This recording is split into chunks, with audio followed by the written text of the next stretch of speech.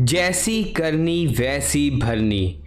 सेठ जी, अब मेरा हार वापस दे दो और अपने रुपए ले लो। रामधन, तुम इतने रुपए कहाँ से ले आए हो? तुम तो बिल्कुल कंगाल हो गए थे।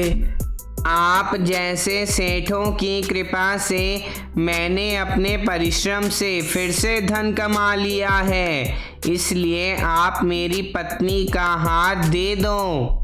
तुम्हारा हार तो चोरी हो गया। सेठ जी, तुम बेईमान हो गए हो, मगर मैं अपना हार लेकर रहूंगा।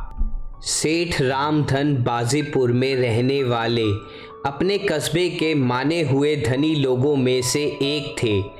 कस्बे के हर दीन दुखी की सहायता करना सेठ रामधन अपना कर्तव्य समझते थे। यही कारण था कि कस्बे का हर छोटा बड़ा प्राणी उनका सम्मान करता था। परंतु भाग्य विधाता ने जो लिखा है उसे कोई टाल नहीं सकता। बुरा समय जब आता है तो इंसान की छाया भी साथ छोड़ जाती है। मानव जीवन तो धूप छांव है, उसमें कभी प्रकाश तो कभी अंधेरा आता है। यही हाल रामधन का था। उसके पास एक बार राम ही राम बाकी रह गया। कारोबारी घाटे के कारण धन सारा उड़ गया। रातों रात वह धनी से निर्धन हो गया। जिस घर में खुशियां ही खुशियां नाचती थी, उस घर में उदासी छा गई। संकट के समय तो अपने भी दूर भागते लगते हैं। रामधन बेचारा क्या करता? धन पास था नहीं, लेने वाले घर पर आ रहे थे और देने वालों ने आंख मिलाना भी बंद कर दिया था। इस दुख के समय में उनके लिए उनकी धर्मपत्नी राधा का ही साथ रह गया था।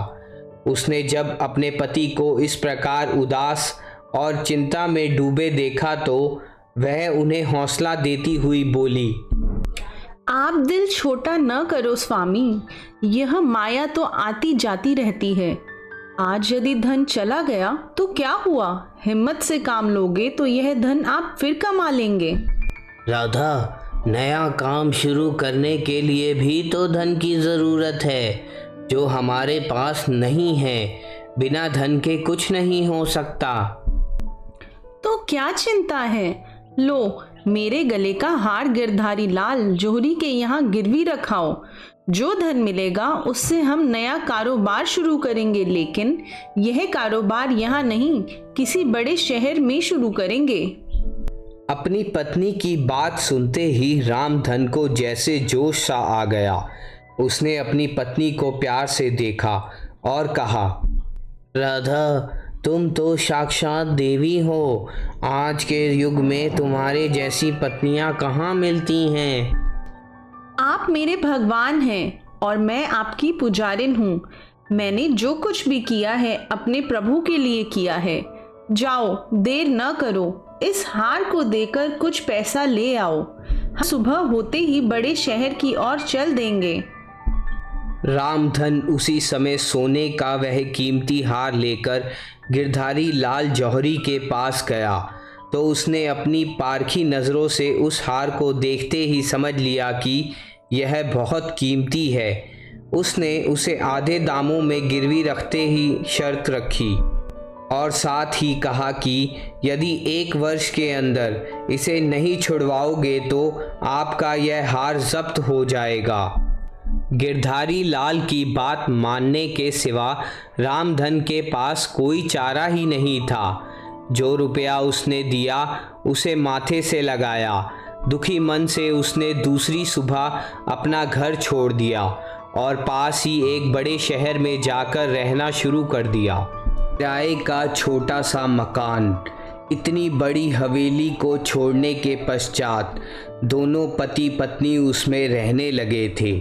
नए शहर में धंधा जमाना इतना सरल काम तो नहीं था, मगर रामधन बहुत परिश्रमी आदमी था। उसने गांव से माल लेकर शहर आने वाले किसानों से अपनी मित्रता बढ़ानी शुरू कर दी। उसका प्रेम व्यवहार देखकर सब किसान बहुत प्रसन्न थे। अब तो शहर से बाहर ही रामधन ने अपनी एक छोटी सी दुकान खोल ली। वहीं पर खान पान का प्रबंध करके वह किसानों को अपने पास बैठा लेता। पहले तो उन लोगों के खान पान का धंधा शुरू किया, फिर धीरे धीरे उनसे उनकी फसलों का सौदा करना शुरू किया। उनसे माल खरीद लेता और मंडी में जाकर बेच देता। वह किसानों को कभी लूटता नहीं था, उन्हें बाजार भाव देता और अपनी बुद्धि से ऊपर का धन कमा लेता। किसान लोग उसी की दुकान पर बैठकर खाना खाते।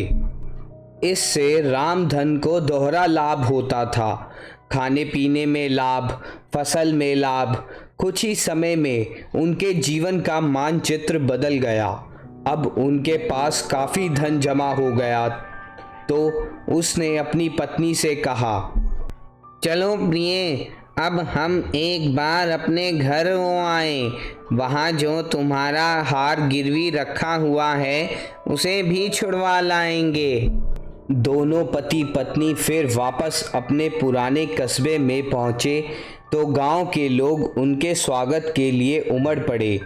रामधन गिरधारी लाल जौहरी के पास गया और उससे दुआ सलाम करके बोला, भैया गिरधारी लाल, मेरा वह हार दे दो और अपने रुपए सूद समेत ले लो।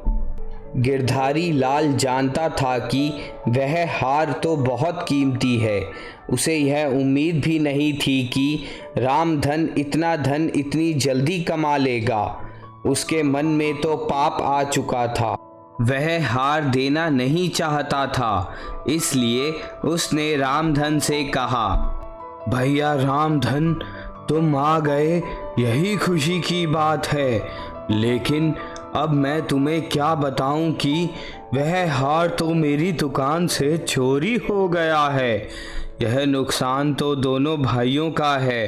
तुम्हारा हार गया, मेरी रकम गई। रामधन ने गिरधारी लाल की बात तो सुन ली, मगर उसे उसकी बात का विश्वास नहीं था। अब वह कर भी क्या सकता था। अपने मन में उस पापी को उसके पाप की सज़ा देने की योजना बनाता हुआ वह वहाँ से बाहर निकला तो उसने सेठ के बच्चे को बाहर खेलते हुए देखा। छोटे बच्चे को बड़े प्यार से उसने अपनी गोद में उठा लिया और घर लाकर अपनी हवेली के तहखाने में बंद कर दिया। गिरधारी लाल ने जब शाम होने पर अपने बेटे को घर में ना देखा तो बहुत चिंतित हुआ। उसने अपने नौकरों से पूछताछ शुरू की तो एक नौकर ने उसे बताया कि आपके बेटे को रामधन उठाए लिए जा रहा था। घबराया हुआ गिरधारी लाल रामधन के पास पहुंचा और उससे जाकर पूछा, मेरा बेटा कहाँ है? रामधन ने हंसकर उत्तर दिया, भैया मुझे क्या पता। हाँ, मैंने एक बाज को उसे उठा कर ले जाते देखा था। तुम झूठ बोल रहे हो रामधन, मेरे बच्चे को तुम ही उठा कर लाए हो।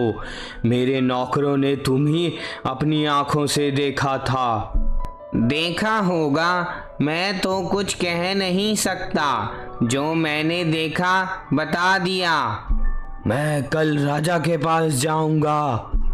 जरूर जाओ, मैं तो आपको रोक नहीं सकता। दूसरे दिन सुबह ही गिरधारी लाल जौहरी राजा के दरबार में पहुंच गया। उसने राजा को बताया कि रामधन उसके बेटे को उठाकर ले गया है और अब वापस करने को तैयार नहीं।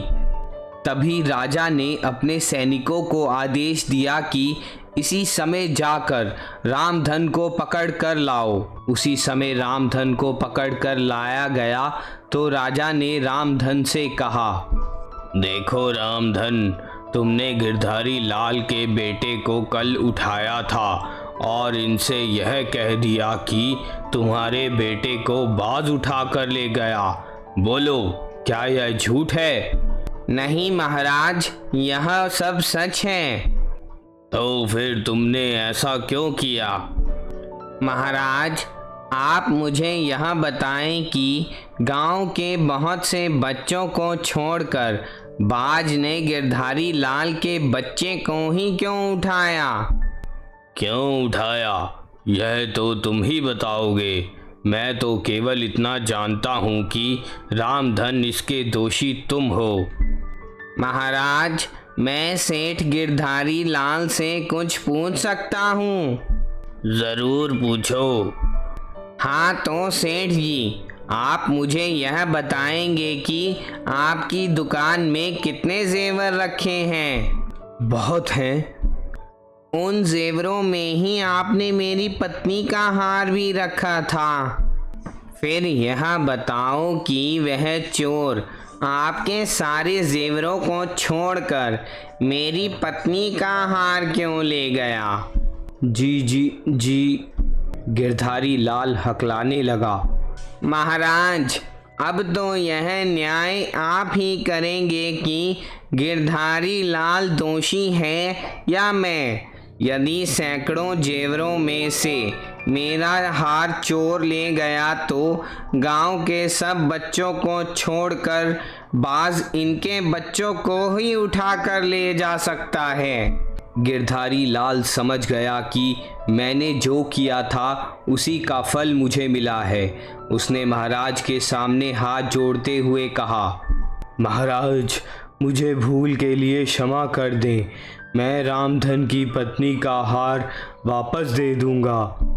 ठीक है, मैं आज ही आपका बच्चा भी वापस ला कर दे दूंगा। जैसा कोई करेगा वैसा ही भरेगा। रामधन को अपना हार वापस मिल गया। उसने गिरधारी लाल का बच्चा वापस दे दिया।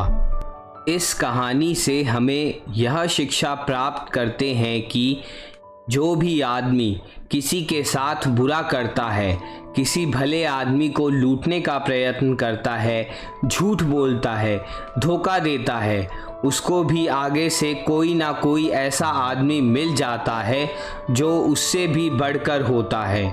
उसके इस पाप का उत्तर ऐसे तरीके से देता है जिससे उस पापी के अपने मन पर चोट पहुंच पड़ती है, तो उसे इस बात का एहसास होता है कि पीड़ा क्या होती है। इसलिए किसी दूसरे को दुख देने से पहले सोचो कि यदि ऐसा दुख तुम्हें मिले तो क्या होगा।